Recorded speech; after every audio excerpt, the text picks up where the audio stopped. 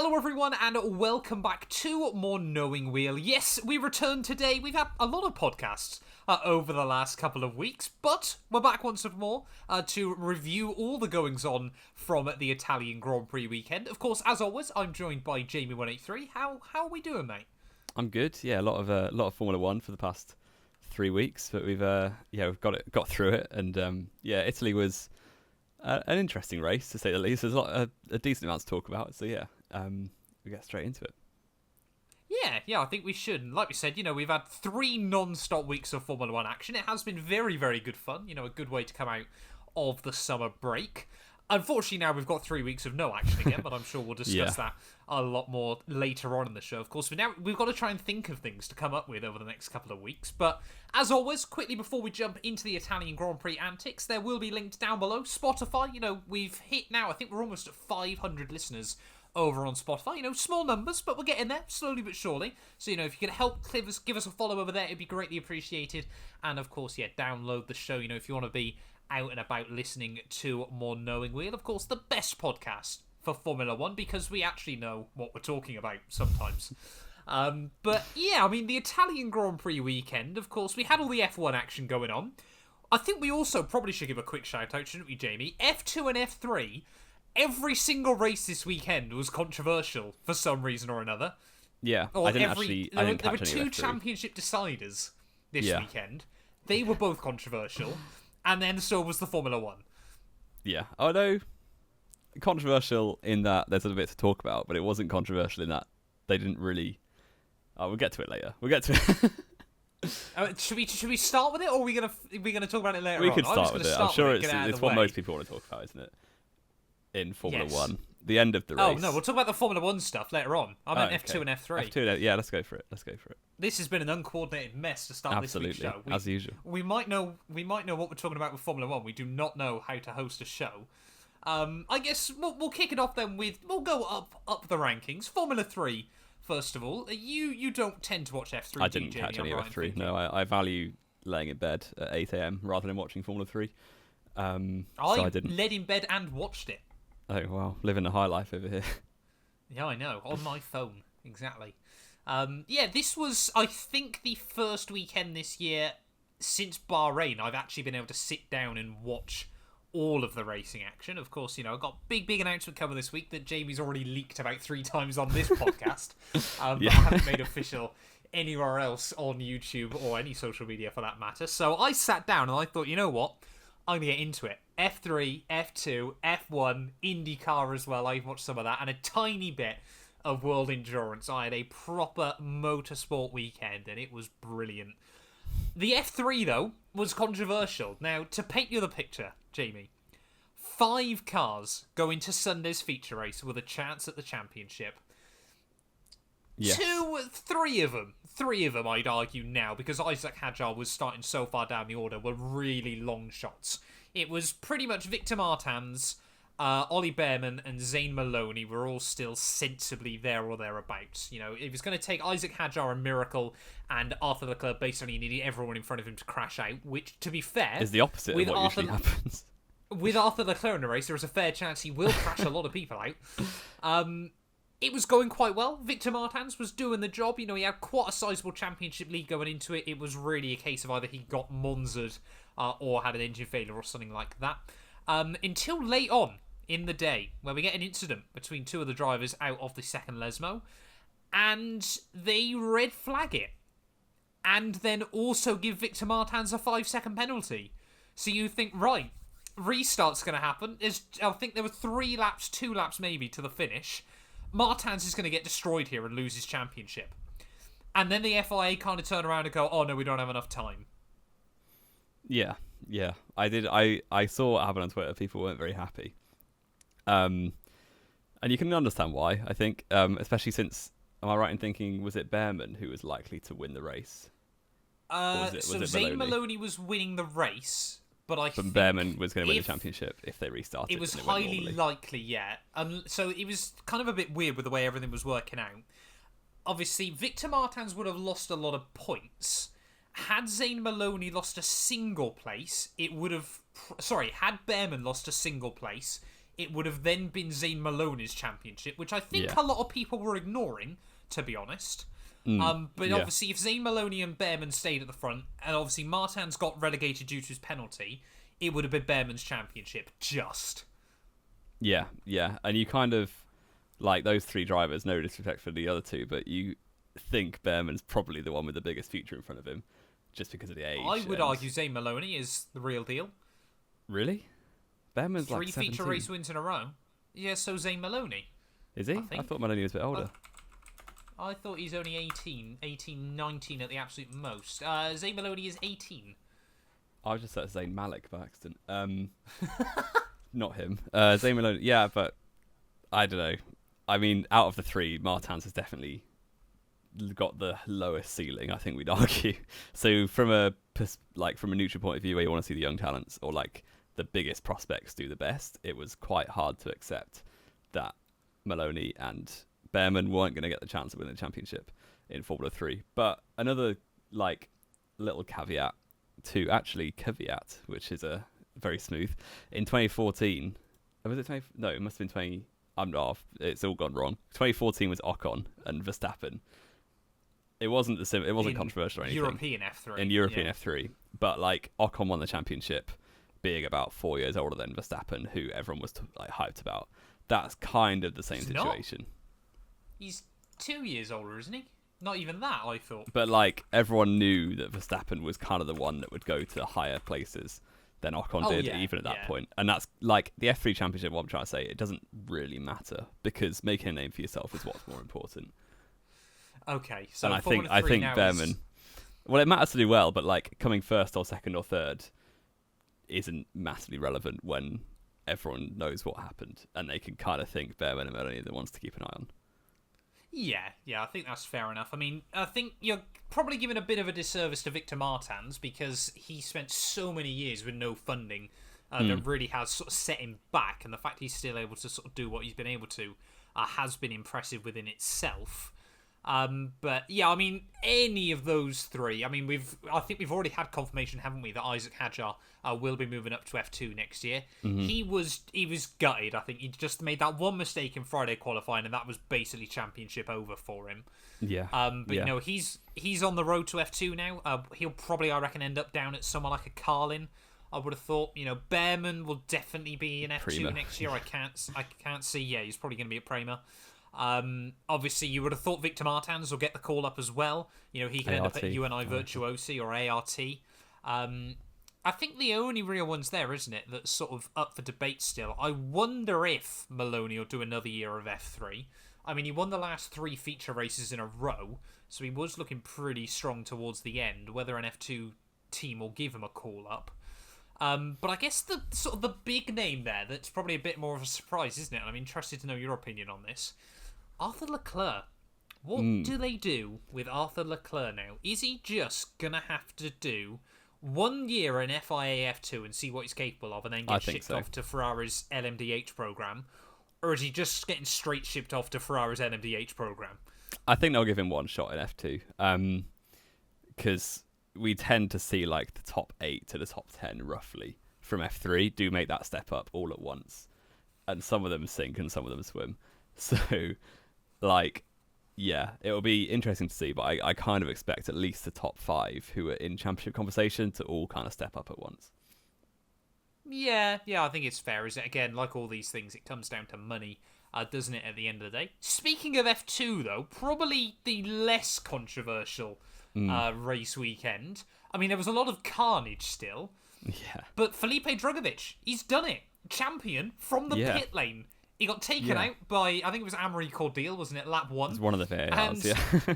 Yeah, and watched poor Cher get a bit unlucky and not quite make the progress he needed to. So yeah, won it from the pits. And fair play to him, a completely deserved champion.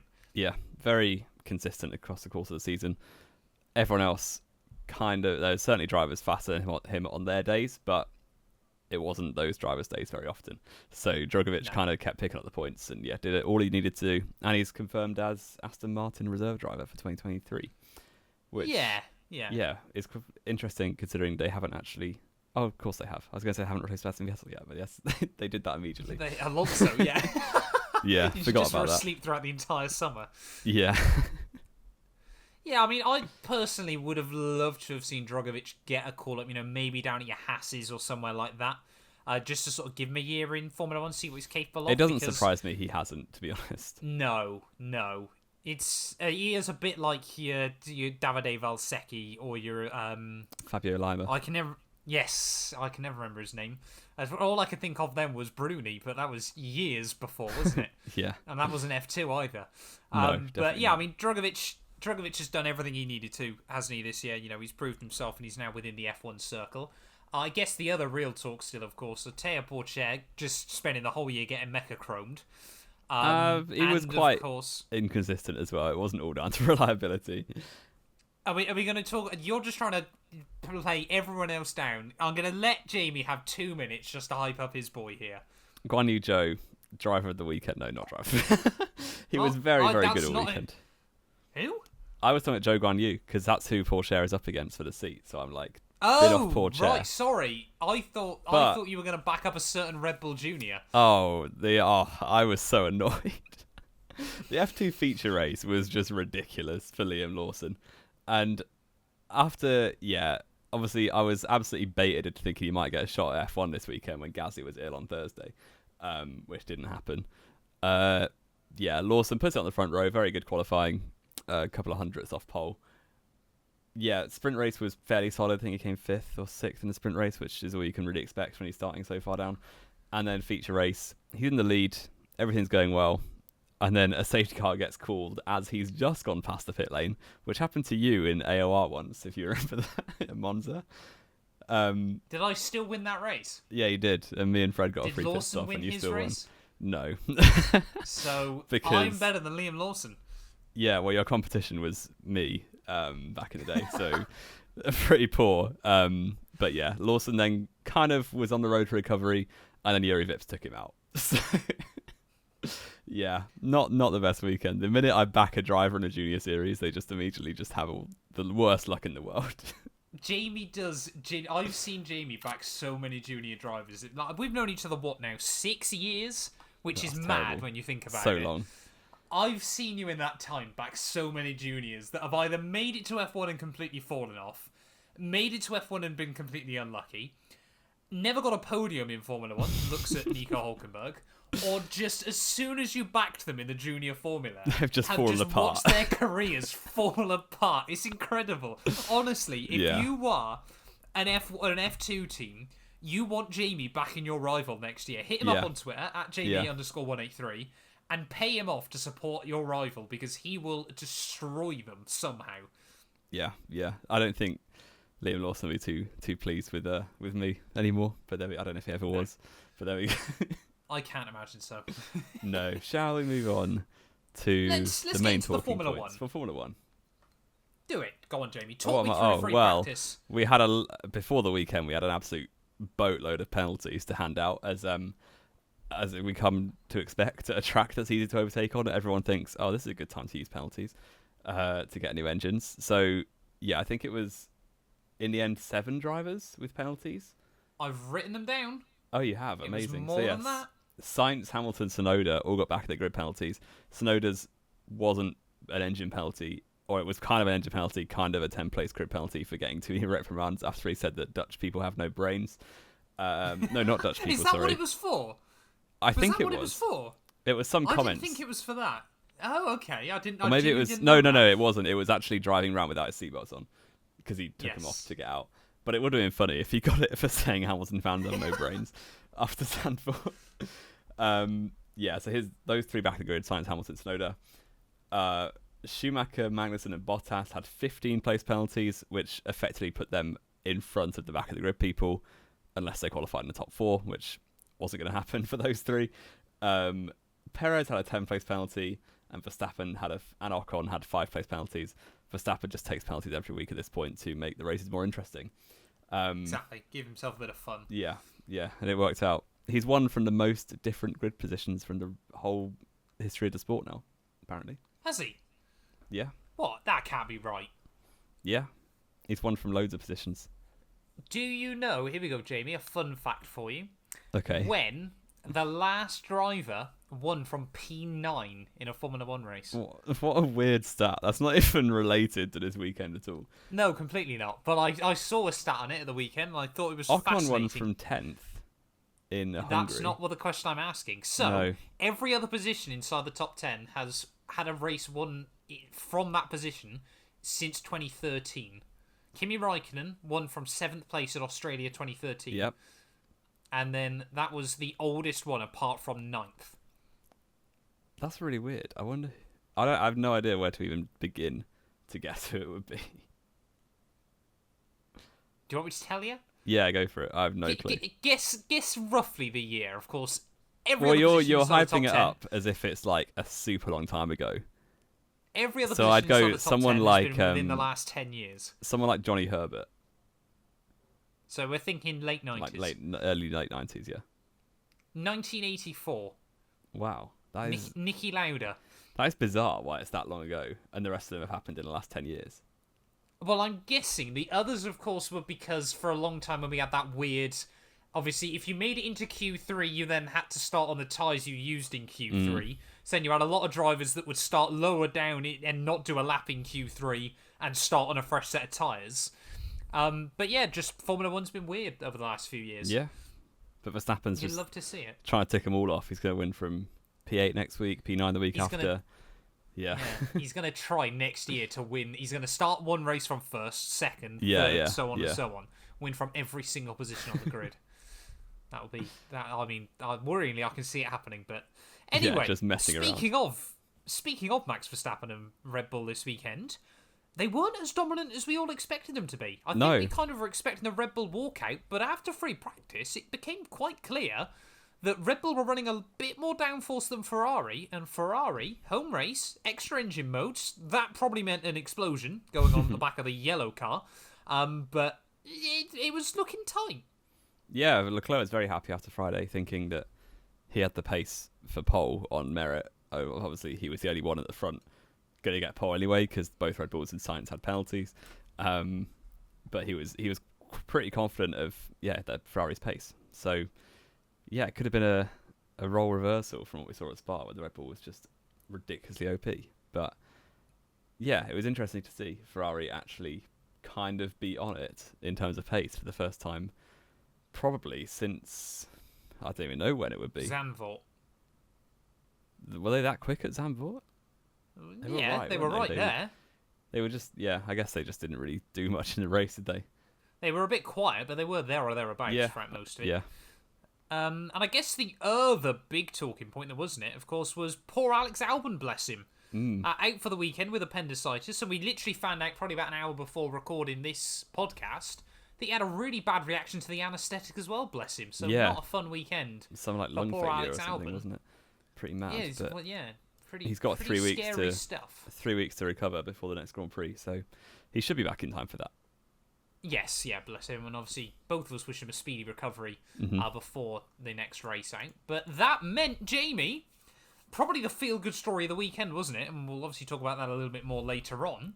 Nyck De Vries, F1 first race debut is the word I was looking for. 10 years after his tuned debut. 10 years after his tuned debut. Yeah. Lando Norris never made it to tuned, and he's almost won races for McLaren. But Lando Norris was about 15 when tuned, really. If that, really. No, Lando's our age, isn't he? Yeah, he'd have been 12 or 13. Yeah, good. The first driver to compete in the same Grand Prix for two different teams since also, I think, 1984. No. Which is a weird... Crofty mentioned it, but I don't remember what. I thought it was 1964 and it was Jack Brabham. Oh, maybe it was. At Monaco, yeah, I'm not sure. Correctly. I've failed on that stat delivery there, but we move on. You've ruined the stat there, Jamie. I have, yeah. So De Vries did, obviously, Friday in the Aston Martin, and then he did FP1, yep. So Nyck De Vries in the last week has been in 3 different teams. He was obviously Mercedes at Zandvoort last weekend, Aston Martin on Friday, Williams on Saturday. Yeah. And I mean, it really was, wasn't it? It was so much like going, what happens here if De Vries beats Latifi? That surely means Latifi is in the bin. Sure. And I don't think it surprised any of us when, come Saturday, Latifi went out in Q1 and De Vries made it through. Yeah. I do think Albon was really on. He was going to do well this weekend if he was able to compete. But yeah, Yes. Albon and De Vries, all respect to them, but they're not that high caliber, like top level driver. They're obviously very good. It was going to be a good track for Williams anyway. It was, yeah, definitely. But it kind of just shows that Latifi is, Useless. very, very poor. Yeah, and actually, here's a spoiler for the race, but De Vries did score points on his debut. That brings us well onto the quiz for the week. Oh, you've really tried to shoehorn that in. That was very well shoehorned. I have no idea what you mean. I mean, you've jumped way ahead, but I have a little bit, but I'll allow it. No, that's not how I want to start this question.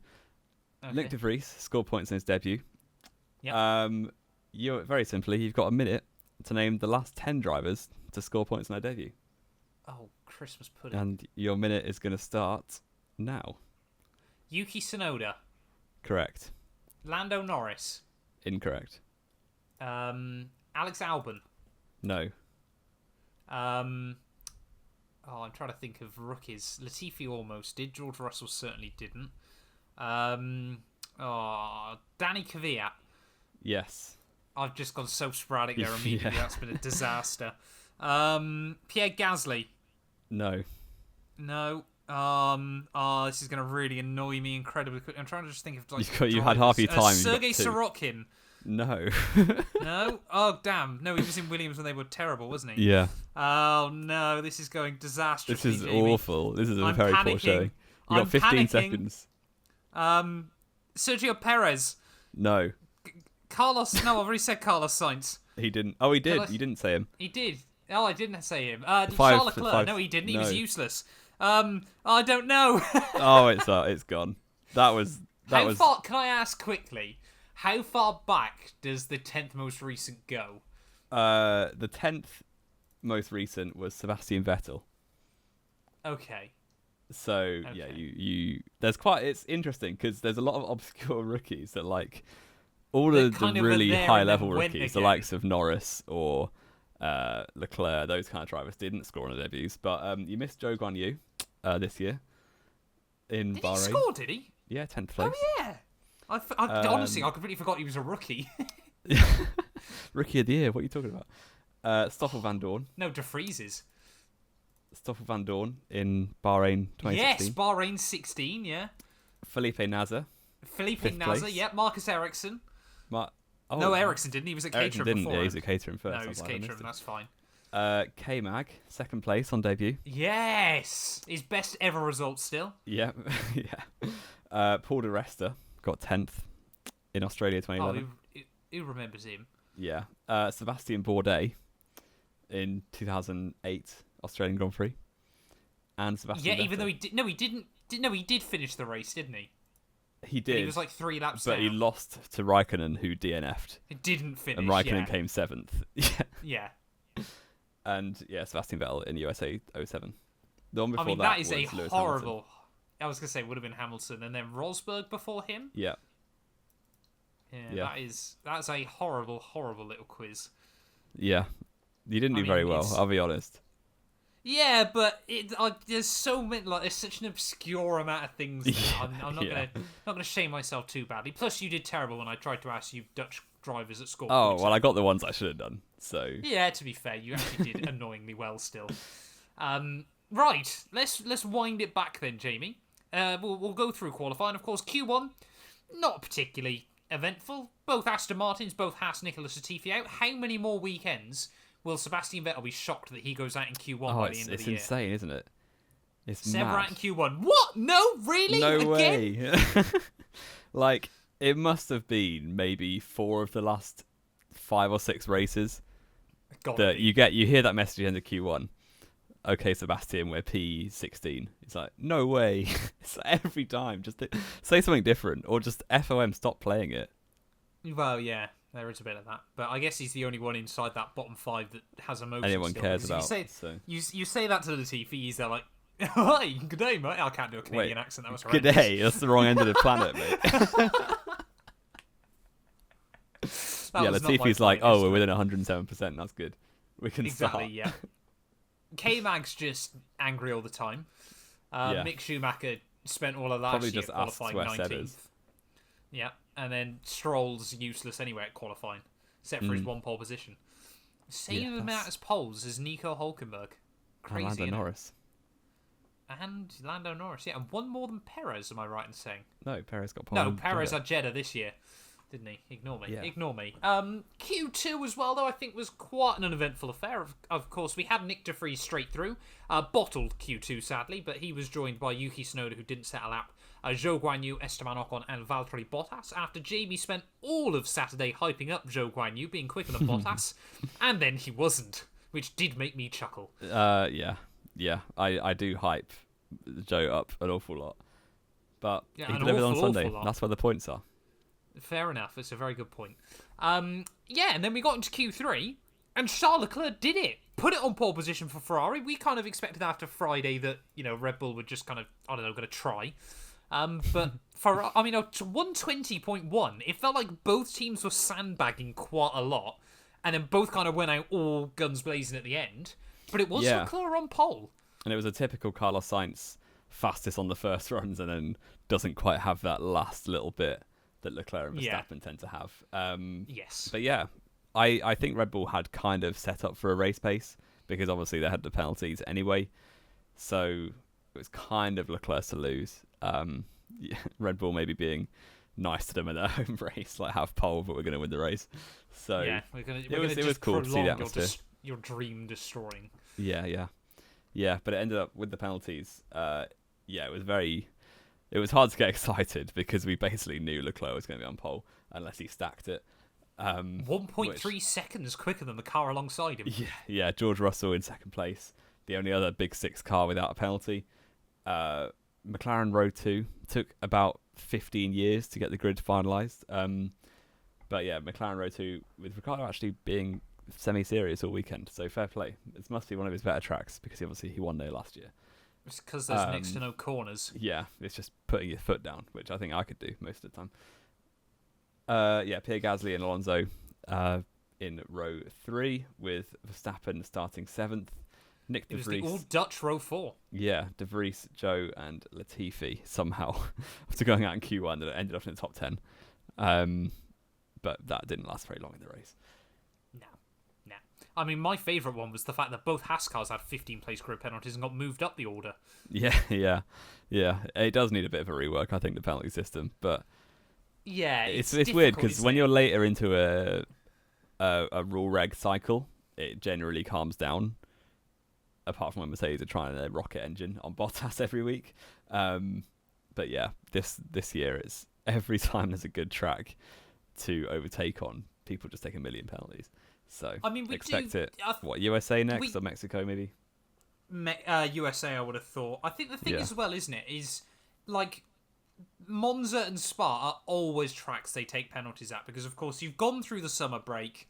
Everyone now has hopefully made, obviously, prior to now, made some developments on their engine. I mean, even now, they're obviously making reliability measures on their engines, which, of course, boost performance. No one's stupid enough to believe they don't. But, yeah, I mean, it happens every year. But what could Formula 1 change? Because it is frustrating, isn't it? The fact we get to the end of a Saturday, and it took, about 3 hours for the grid orders to actually come out. Do we need a different system in place for the race? That then means that, say, for example, I know some people have said, like, if you've got penalties, you have to take a drive-through or something like that. I think potentially going back to the old way. 5-place penalties are fine, I think. Yeah. But 10 and more, I wonder whether it's got, like, say, for example, a 10-place penalty could be replaced with a drive-through, and 15 or more would be replaced with a drive-through stop-go. I would quite like them to go back to... They used it in the mid-2000s a bit, but effectively, like, they add time onto your quali time. So at the end of Q1, say you've got a 5-place penalty and it carries the whole way through. Why didn't it work? Like, at the end of Q1, you add half a second onto anyone with a 5-place penalty. You add a second onto anyone with 10-place. 1.5 seconds onto a... I mean, I guess it's a bit unfair because at a track like Spa, 1.5 seconds means a lot less than a track at Austria, for instance. Yeah, well, this is what I mean. Like, I But don't think there's any way you could yeah, sensibly you weight kind of it. have to do percentage, but that's way too complicated, isn't it? Yeah. Like, And you add on then again, you 5%. just get the same issue where you're looking at a grid order that then And people are doesn't. just You don't confused, know what yeah. people are doing anyway. Yeah. Yeah. They've got to try and work out a way that it's less confusing at the end of the day, isn't it? And I think I that's guess you could why, make you could algorithm it at the end of Q1 to just add on the you could percentages. algorithm it. You could and that could be algorithm it. instant. If it worked, that would be instant. But then we Yeah, but know it how still doesn't graphics make work. sense when you see someone cross the line and like they do a 121.1, like half a tenth off pole, and then suddenly it actually comes up with a 123.642, and they're upside down Yeah, inside I Nicholas guess. Latifi's Q2 run. Yeah, I guess it's a Because difficult then- one. Yeah.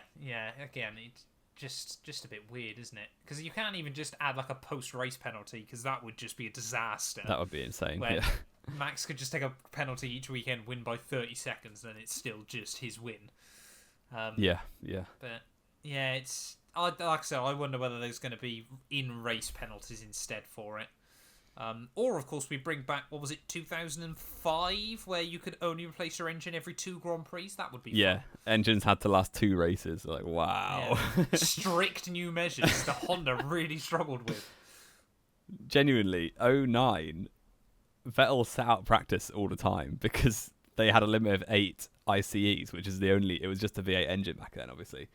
He Yeah. had to sit out so many because they struggled to keep it down to 8 for the whole season when a season was 17 races.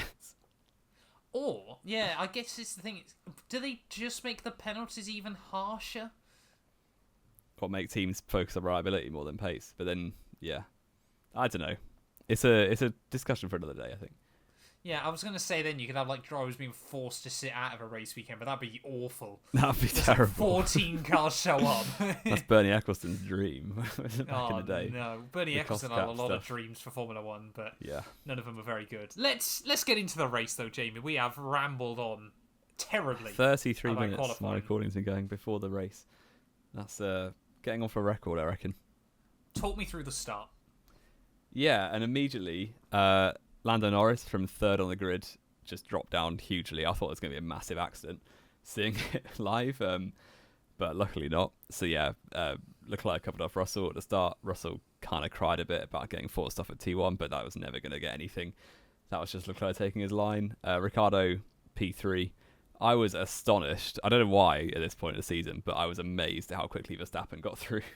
Like the end of lap 2, he was 3rd. It's just insane. Well, by turn 1 of lap 2, he was 3rd. He was 5th, yeah. Yeah, so No, by he the was start of lap 3rd. 2, wasn't it? Yeah. Yeah, Yeah, to the what he rate jumped of Ricciardo. progress. Back in, 2017, 2018, he was just overtaking cars for fun, starting last every race, and now he's putting into Exactly. practice winning championships. So, Yeah. yeah. I mean, I think Alonso got a pretty bad start, didn't he, as well? Yeah. Of course, Gasly has to let him out of the way, because that's how Formula 1 races are rigged, remember, if we learn anything from Zandvoort. And obviously, Lando went backwards. I know I watched it with one of my other friends. He was a massive Max Verstappen fan, bless him. Shout out to Kane, I know he's listening. But I said to him, like, it wouldn't surprise me if Max was P3 at the end of lap 1. And there he was, P3 by Yeah. the end of lap 1. It just always, at the moment, seems to fall into place for him, doesn't it? And there was Yeah. certainly a moment later on in the day where it felt like that. But That's mean- absolutely not. We're going to have a discussion about that later. we are. But yeah, I mean, Verstappen's just doing everything he needs to. Lap 2, he was already past Ricciardo. Lap 5, he jumps Russell. No one really, there's no point in having a battle with him, is there? Especially whilst not obviously all that's- unless you're a Ferrari, basically. Yeah, exactly. But, I mean, whilst all this is going on, we've got Sainz and Lewis slowly picking off cars further back down the order. I And think you're doing Sergio Sainz a Perez's disservice there. car... What's that? Sainz was rocketing through the field. He was doing like very well. overtaking everywhere, overtaking into any corner what he liked. He was doing bits, and Hamilton was the one kind of taking his time, but eventually ended up pretty similar parts of the track Still by the end right of the behind race. him. Yeah. Yeah. Meanwhile, whilst all this is going on, Perez, I think, flat spotted his tyres, hadn't he? Which meant he had to come in at the end of lap 8. And then his car started to catch fire. Now, this was brave, I think, by Sergio Perez, because he can quite visibly see smoke pouring out of one of his front brakes. Does that stop him doing 210 miles an hour around the circuit? Of course not. Yeah. Like, there's a very real possibility of getting a Kimi Raikkonen Nürburgring type failure from 05. I was thinking more Seb from Monza a couple of years ago, but yeah. Yeah. Yeah, but even so, like, who knows what could happen when your brakes are not working to the optimum condition at Monza? Like, there's very high speeds and very short run-off areas when you're going that fast. So, yeah, fair play for carrying on, but I think it affected his pace quite a bit because he seemed to not be pushing as hard as he could have been on his outlaps on the hard tyres at the start. But yeah, very, very weird that it didn't cause a retirement, I thought. Yeah, no, quite impressive, wasn't it? Because, I mean, the key there is just put more air through it, and the key to doing that is just go quicker. Yeah. Lap 12, though, Sebastian Vettel, happy memories early on in his career from Monza. A lot of really bad ones in more recent times, let's be honest, and this weekend it got no better. Lap 12, engine gives up, and that's the end of Seb's Monza dream. Yeah. And, one more race goes by for Vettel before the end of his career. And he's not gone by very well. He's just got to be begging on the end now, hasn't he, surely? It must be surely so depressing. He can get... I mean, when he retired, we were like, maybe a podium. I think a point at this point. It's like... Yeah. It's so depressing. But, yeah, like I said, though, that brought out the safety car, which allowed, obviously, Charles Leclerc... Well, the VS, virtual safety car. The virtual safety car, sorry, yeah. Charles Leclerc, of course, pit under that. Max Verstappen didn't. And that's when we knew Ferrari had made a mistake because Red Bull didn't copy them. And Red Bull to be always fair do to Ferrari, I didn't think that was that bad at the time.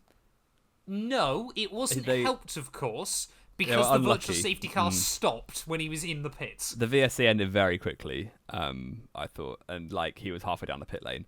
I did have a sudden think of, oh no, this race is going to be boring, when Leclerc looked like for a second he might come up behind the whole mid-pack, behind Ricciardo.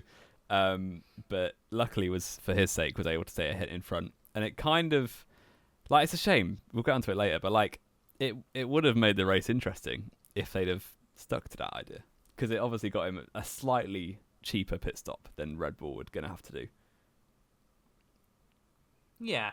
I mean, I think you couldn't argue with the Red Bull's race pace anyway, but it just feels at the moment like Ferrari is still trying to outsmart themselves.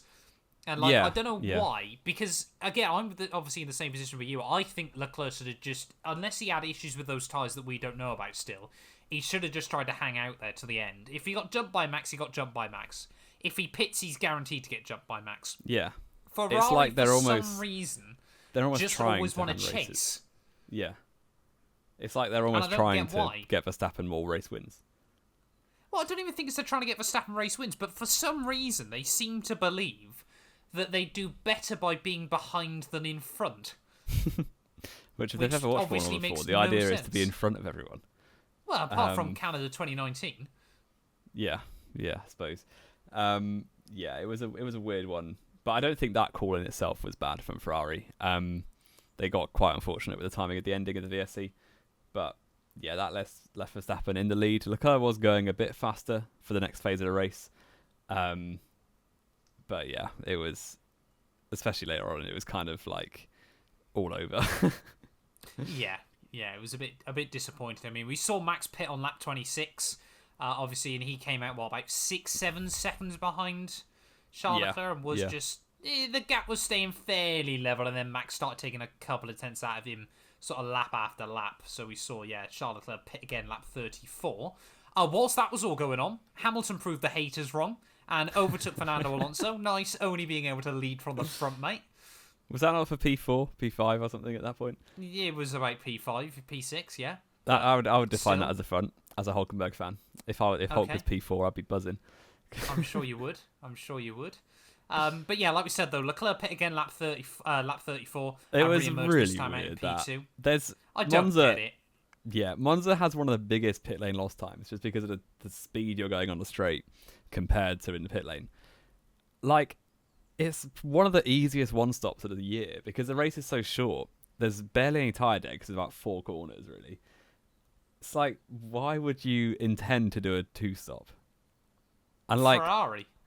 What lap? Lap 34. So there's 19 laps left. You've only done 22 on the tyres. His pace wasn't falling off at all at that point in the race, and they just pit for softs. It's like, why? just see what happens. You might get a safety car later on. You might get another VSC where you could take a cheap stop. Just pitting at that point was just completely like throwing in the towel. It was like, there's no way you're going to make up 20 seconds. And I don't know whether it comes from the whole Ferrari thing of, it's always spoke about, isn't it? The media in Italy run Ferrari. Whether they thought, if we have a tyre blowout with 2 laps to go trying to gamble it, they'll go, well, you should have pit him so he guaranteed the points. But come on, you're already out of the championship. Just That's throw living the in dice. fear, yeah. Just try and go for the win, especially at a track like Monza, where everyone there is there to see you win a race. It was such a cautious strategy. If it was roles reversed, remembers the Ferrari P2s.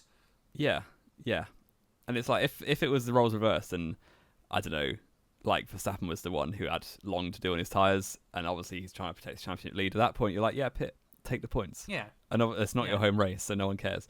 It's like, it was just a bizarre decision, I think. Another one. Ferrari just Ferrari it again, don't they? I mean, the race was a bit odd, wasn't it, throughout? Because there was bits and pieces going on, but not a lot of it was particularly exciting. I guess the only other really big memorable moment before the ending was obviously Hamilton's cheeky little double overtake on nice, Pierre Gasly and Ricciardo, if I remember correctly. Yes. Was it? Yeah. Was it not Norris and Gasly? I know it was a McLaren and Gasly. I thought it was Ricciardo, but you could be right. I think actually, I'm pretty certain it was Lando Norris. Now you've said it. Yeah. But yeah, that was a cheeky little one. The wily old fox has still got some tricks up his sleeve. I mean, good there's out-tractioning out of turn 1.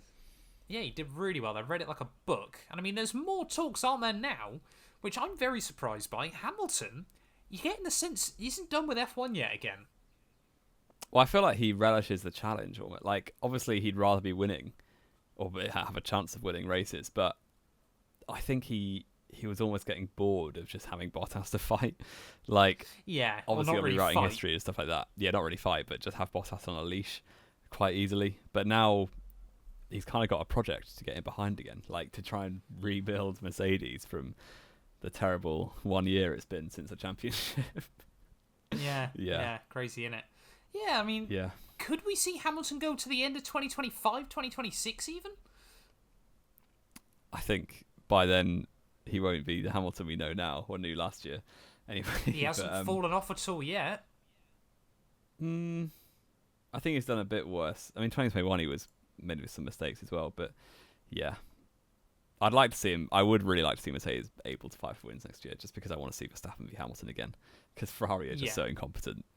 Ferrari are useless at that, and I think the big thing is, isn't it, for Mercedes, if they go back to a normal side pod concept next year, that might be what brings them right back to the front again. But again, that is speculation, I think, for another day. I'm sure we've got plenty of time over the next few weeks to talk about all the goings on for each of the drivers. And then really, we kind of got the final bit of controversy. Like we said, F2 ended weirdly with Drugovich winning the World Championship from the pit lane. Victor Martins won F3, controversially, in the pit lane. And then the Formula 1 race, Ricciardo's engine gives up with 5 laps to go. And I didn't realise this is what you do at a safety car finish, Jamie. But apparently races can finish under safety car. Did you know this was possible? Oh, we're going to bring Abu Dhabi right back into it, aren't we? It's too soon still. The scar's cut deep.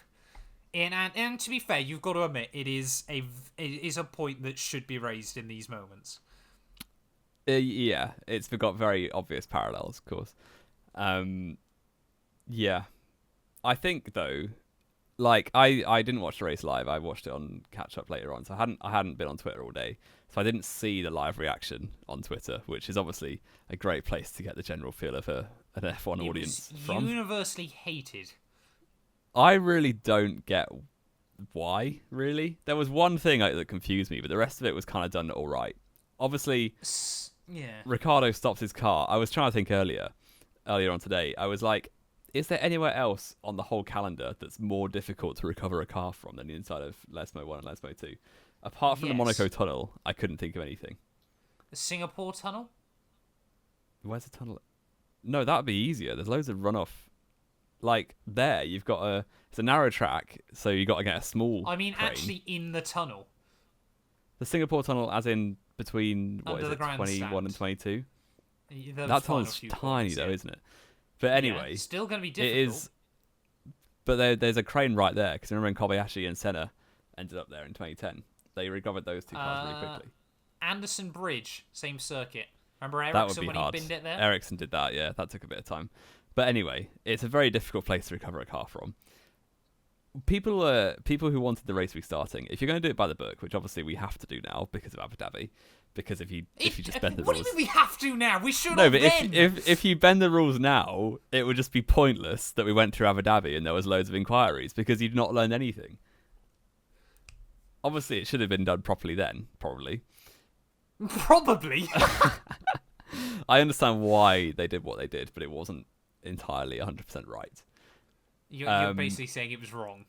Timmy, you can admit it. Enough time has passed. There's a grey area between right and wrong. Okay, that's where I'm standing. Oh dear God! Yeah. So the retirement was on lap 48 of 53. So you've got almost like 53 effectively 58. You've got to tail up all the cars. That takes best part of half a lap usually, maybe a more. You've then got to because they messed it up. They did mess it up. We'll get into that later. You've then got to clear the car, which takes a fair amount of time, especially since Ricciardo left it in gear, which didn't help. So getting the crane onto the track, clear the car, that takes probably at least 2 laps. So at that point you're saying it's lap 50, 51-ish.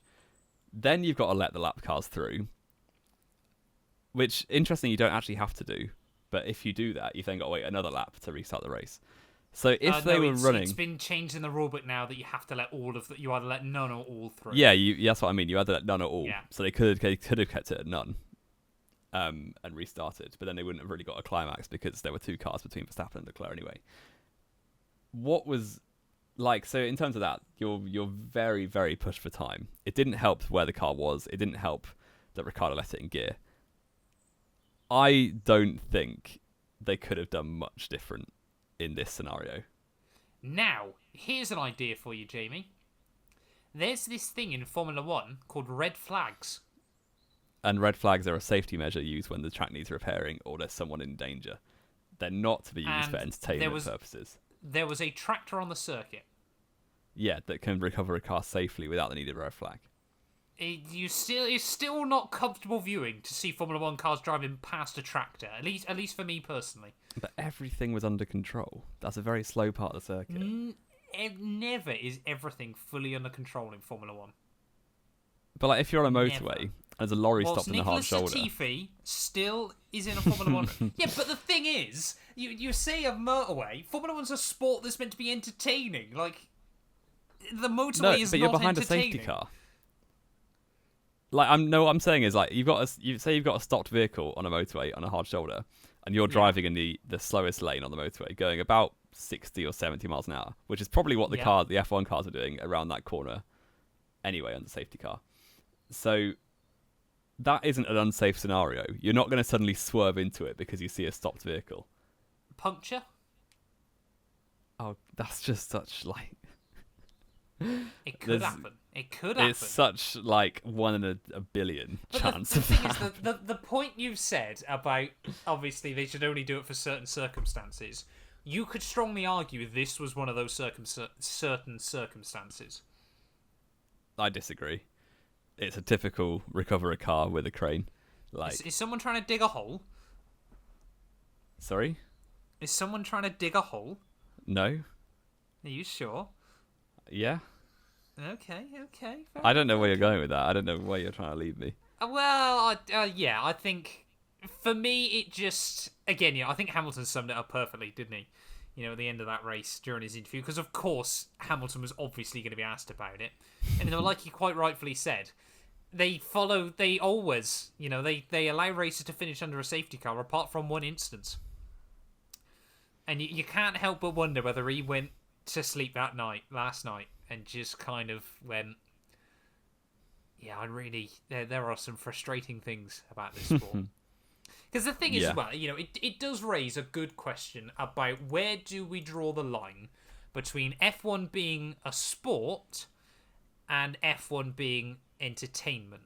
And Formula 1 has really swung over both sides of this line to more and more extremities over recent times. Both of us can completely understand. Abu Dhabi was set up, that final lap was set up the way it was to be dramatic. To give the drivers It One was lap to completely go for avoid the anticlimax that was going to happen if it was to finish on the safety car. They could have red flagged that race with 1 lap to go, let them both get on a fresh set of softs, and then whoever won was whoever won. But again, I think that would there would have probably been a crash, but yeah, definitely, especially if Verstappen wasn't leading after turn 1. Yeah, I just think they really don't like going near red flags unless they kind of have to. They loved him a couple of years ago.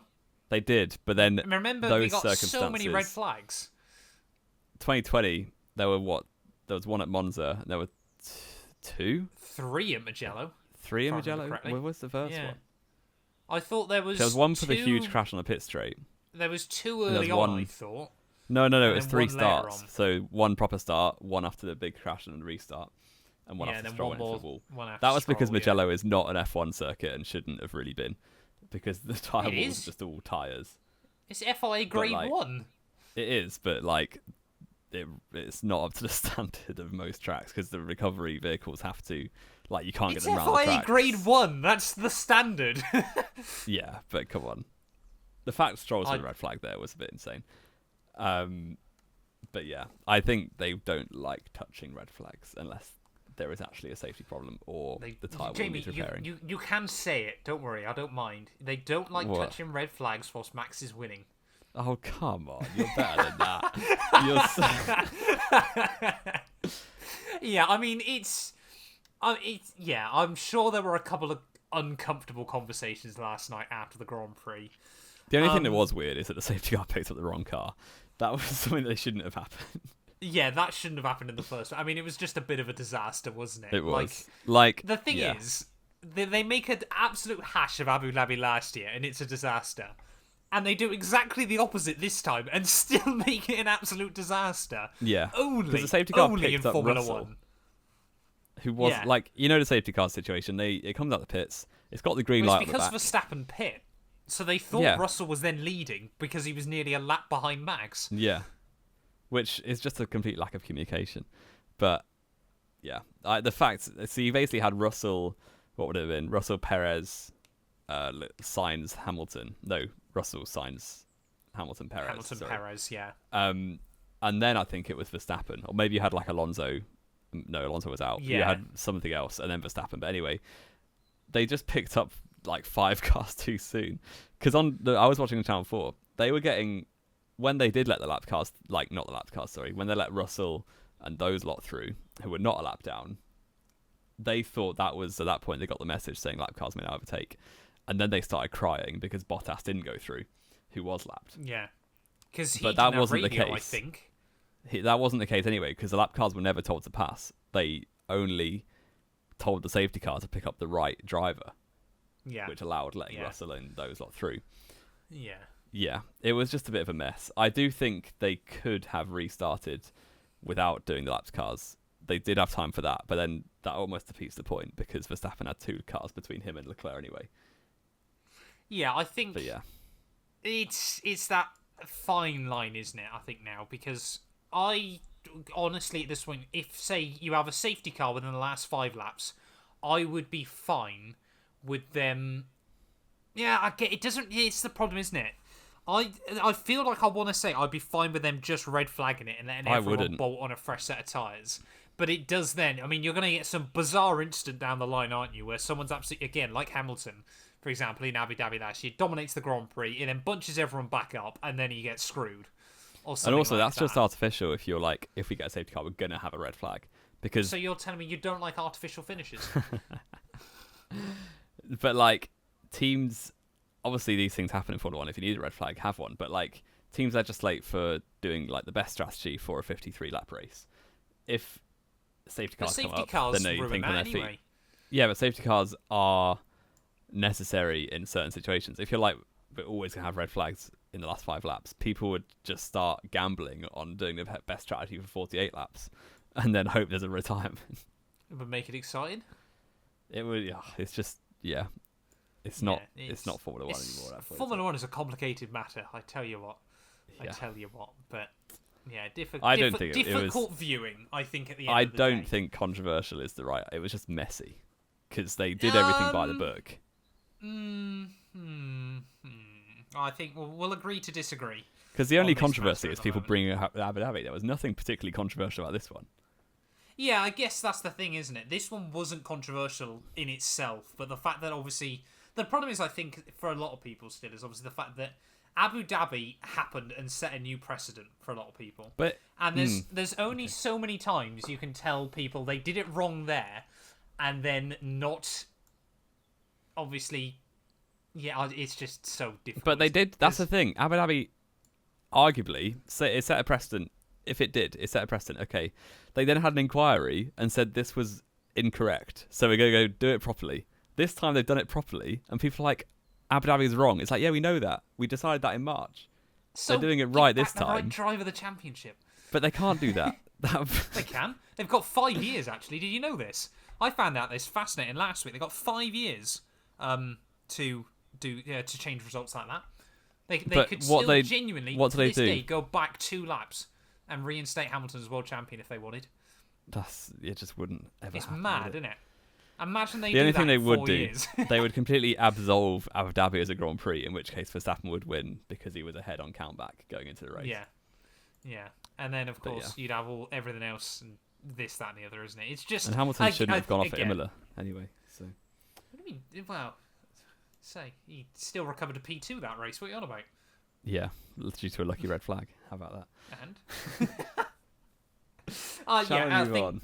I just want to say, I think... Let us know who you agree with more. I feel like I'm more reasonable in this scenario. No, I feel like you're happy that Max won both races here.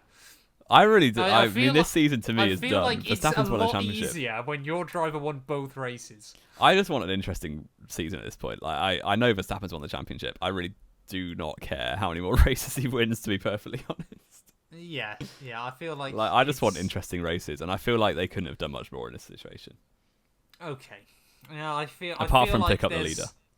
I feel, there's going to be some begging to differ. I feel like you want to believe you're taking the measured response here, and I just don't see it that way. No, I am. But we'll move on. We'll move on away from the end of the Grand Prix. So it was Max Verstappen that won the Italian Grand Prix there, of course, ahead of Charles Leclerc.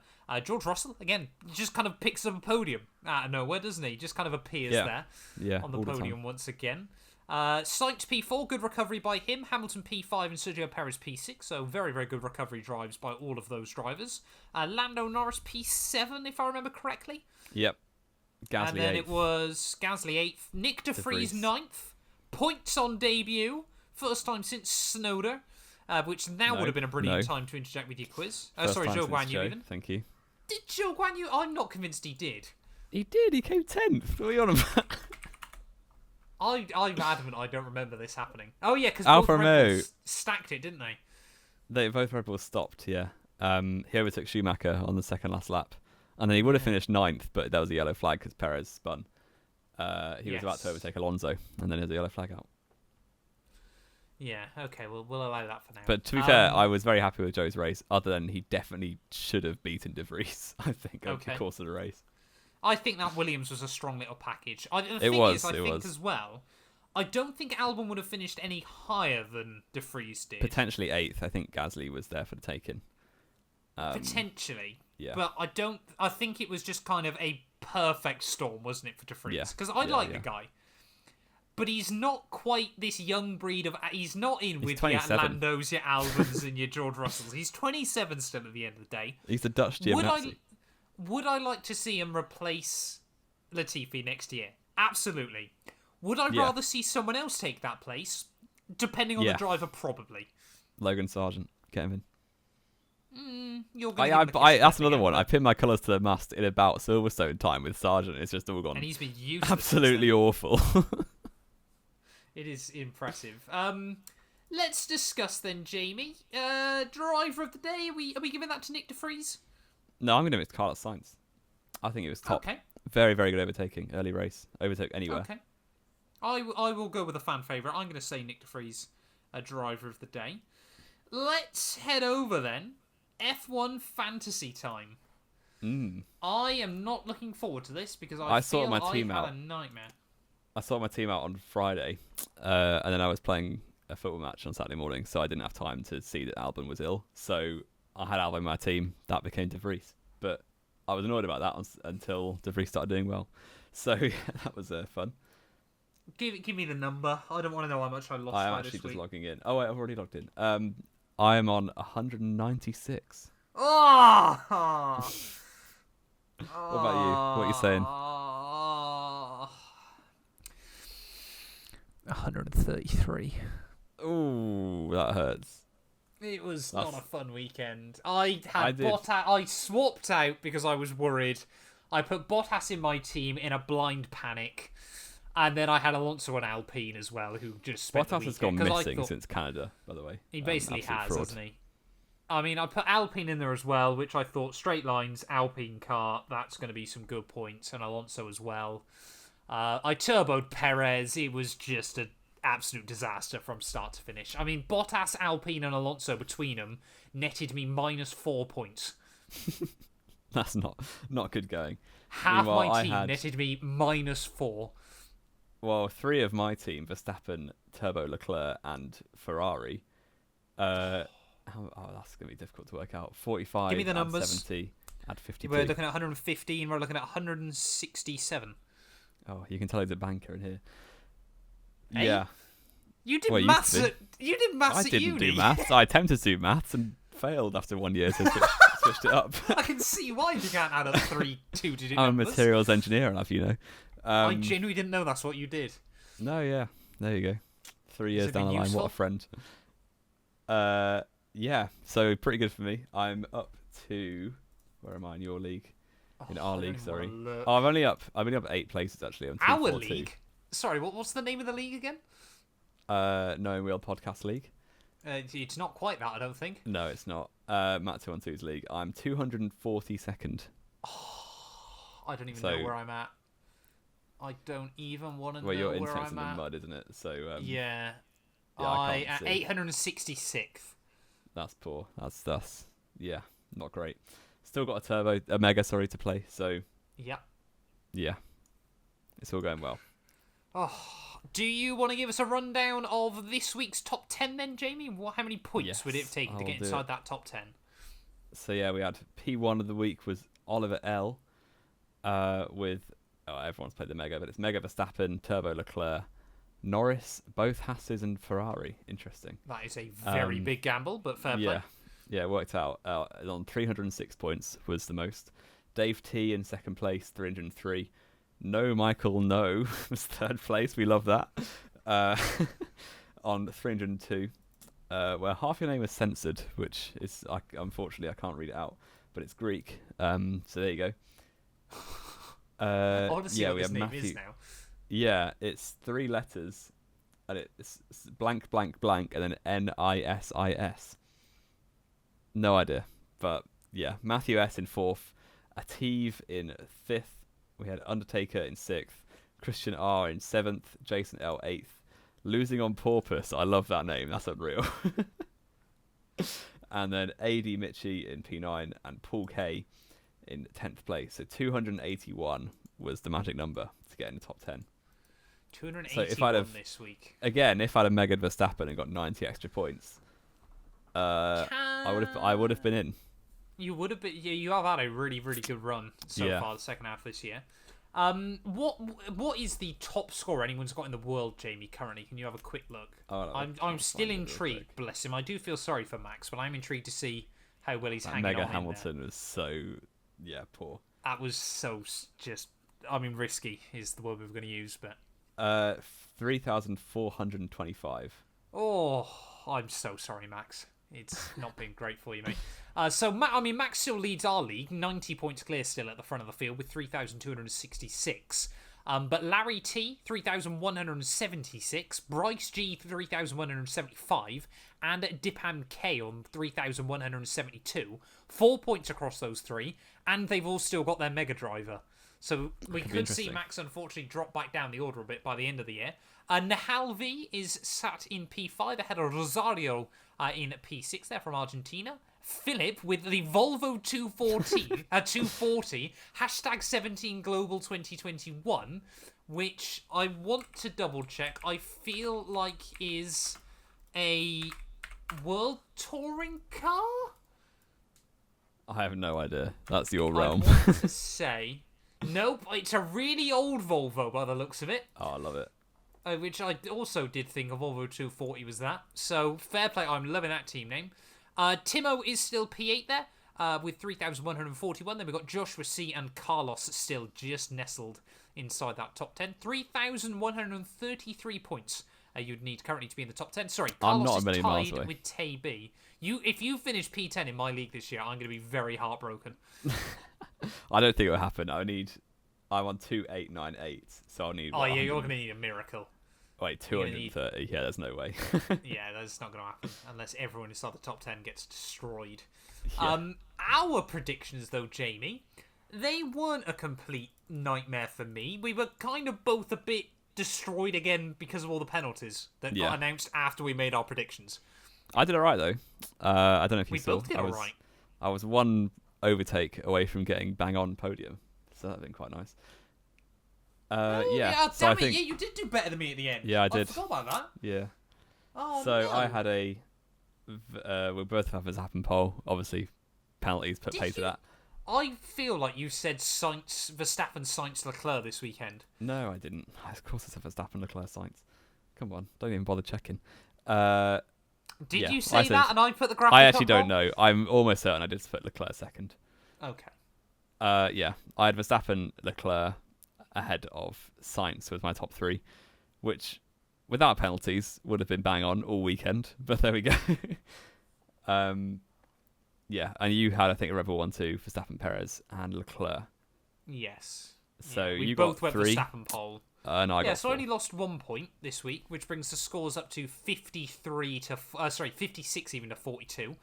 Yep, Which there's not long which is left. not great. I Not suppose with great, 8 but points still. a race, that it's going to go till the wire, just in case. Yeah, 10 points in Brazil. Yeah, 10 points in Brazil. So it would be unlikely to be decided much before Abu Dhabi. No, exactly. And honestly, for me, that gives me a false sense of hope. Yeah. Speaking of hope going into Abu Dhabi, Lewis Hamilton officially is out of the championship hunt this year. Wow. There we go. Crazy scenes. And here I was thinking a summer break he was going to recover this and win the title. Yeah, Oh, how you were wrong hyping I that up. was. He's had not the best run of form since then, has he? No, but we move. Race rating then, Jamie, to round us out. We've kind of smashed through the second half of the show, haven't we? Yeah. I mean, I'm basically any European race I've got to watch on delay now, which is a shame because I'm working Sundays. That's not that bad when we're leaving Europe. No, I suppose, yeah, it'll be alright after this. We literally but just yeah, finished the European leg of the year. I didn't get a complete picture of the whole race to watch live, but I got the Channel 4 highlights, which are about an hour and a half long. It wasn't great. I'll put that out there. I'll give it a 5. Oh, I think that's actually, I forgot about the finish. I'm going with a 5 as well. I wasn't even marking down the finish. It was just I am. yeah. I am marking down the finish. I think that's one of the worst races we've given this year. yeah. To be honest, It wasn't. and it To be fair, it was pretty bad if you compare it to a lot of the races. Well, it's weird, isn't it? We've kind of now got used to a lot of cars being able to battle, which is a bizarre complaint to have in Formula Yeah, 1. But we've kind of just become sort of immune now to actual We've clubs been racing. treated too well. Yeah. We have this year. So, yeah, an interesting race from the Italian Grand Prix. But anything else to talk about then, Jamie, before we wrap up this monster of a show? Yeah, we spent too long talking about F3 at the start. I'll put it that way. Yeah, I don't think we've got anything else. Sorry, I just checked Twitter and football's going mental. Yeah, I was going to say, we always have to check F1 news. Always got to check the F1 news before we leave. Yeah. Yeah, now obviously we've got a few break weeks from Formula 1, of course. We will be back next Tuesday with sort of a normal show. We might do a bit of a recap. We might do some reactions. We might do something else. You don't really know. Maybe we'll respond to some of your hot takes down in the comments below. But thank you all so much for listening. If you have enjoyed, please do make sure you leave a like and get yourself subscribed. Make sure you click the links down below to follow us on Spotify as well. And we'll be back very, very soon with more Knowing Wheel.